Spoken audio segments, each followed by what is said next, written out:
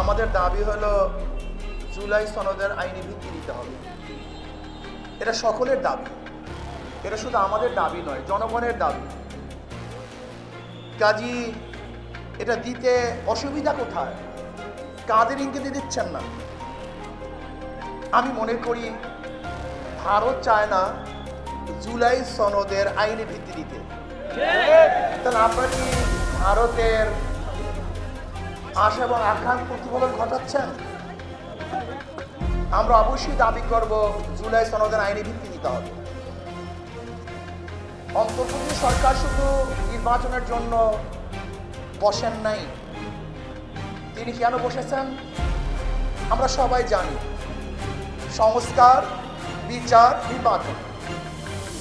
আপনি সংস্কার না করে কিভাবে নির্বাচন দেন?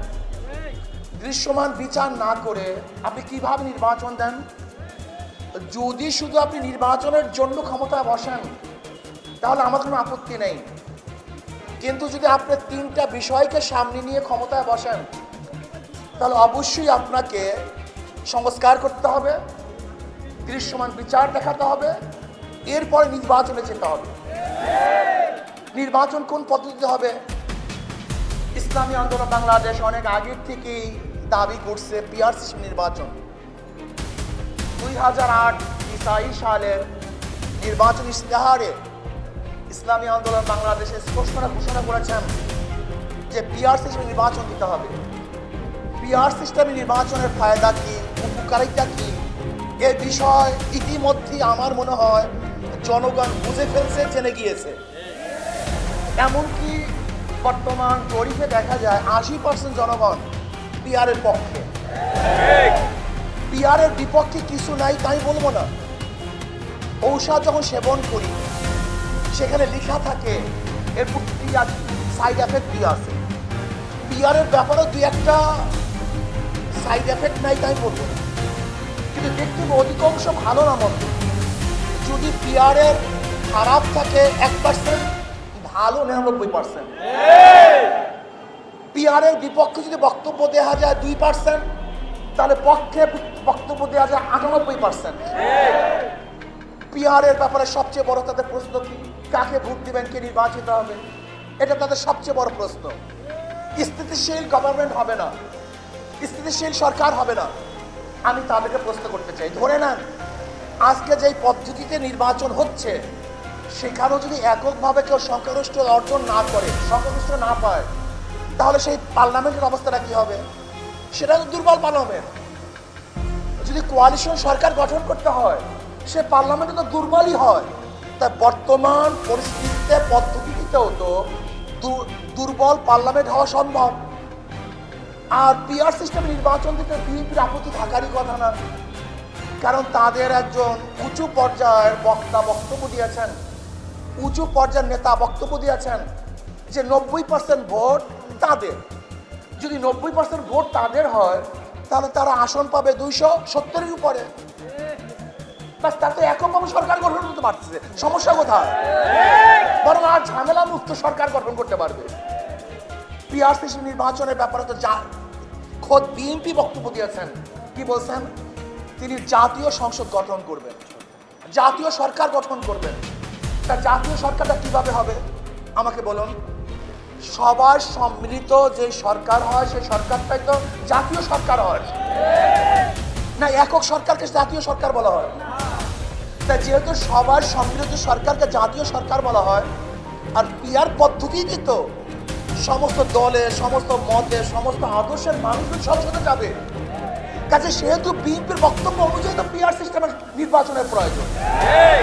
পিআর সিস্টেম নির্বাচনের সবচেয়ে বড় ফায়দাটা কি? ফ্যাসিস্ট তৈরি হবে না, কালো টাকা সরাসরি হবে না, পেশির শক্তি ব্যবহার করতে পারবে না, ভোট চিন্তাই হবে না, কারোর ভোট বিফলে যাবে না, পচবে না।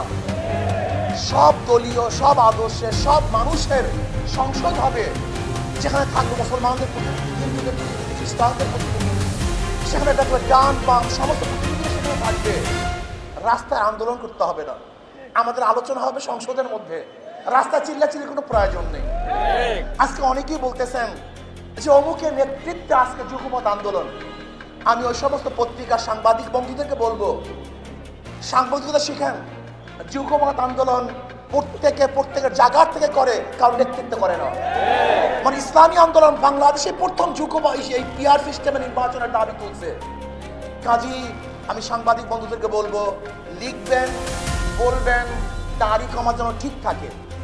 পিআর সিস্টেমে নির্বাচন দিতে হবে, এই জাতির দাবি। যদি আপনারা মনে করেন যে ঐক্যবদ্ধ কমিশনে আপনার সিদ্ধান্ত বুঝতে না পারেন, সহজ কথা, আপনার গণভোট দেন, রেফারেন্ডাম দেন।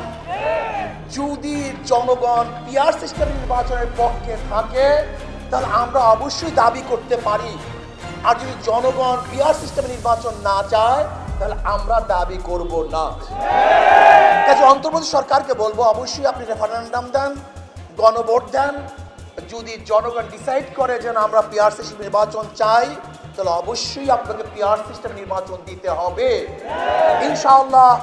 যদি আপনি কোনো অবস্থাতে, আগেই বলেছেন বক্তাগণ, উপরের ইঙ্গিত, যদি উপরের ইঙ্গিতে আপনি পিআর সিস্টেম নির্বাচন দিতে গড়িমসি করেন, তাহলে জনগণ ঐক্যবদ্ধভাবে আপনাকে বাধ্য করবে পিআর সিস্টেম নির্বাচন দেওয়ার জন্য। জুলাই সনদে আইনি স্বীকৃতি দিতে হবে এবং বিচার দৃশ্যমান করতে হবে। যদি তা না করেন, সংস্কার করতে হবে। যদি এইগুলি আপনি না করেন, শুধু নির্বাচন করেন, তাহলে আমি মনে করব আপনিও কোনো এক দলের দিকে ঝুঁকে গেছেন, আপনি নিরপেক্ষতা হারিয়ে ফেলবেন। কাজে আসুন আমরা সম্মিলিতভাবে এই দাবিকে সামনে নিয়ে আন্দোলন করব। আর আমি মনে করি আন্দোলনের কোনো প্রয়োজন নাই, আন্দোলনের আগেই সরকার এটা গ্রহণ করবে।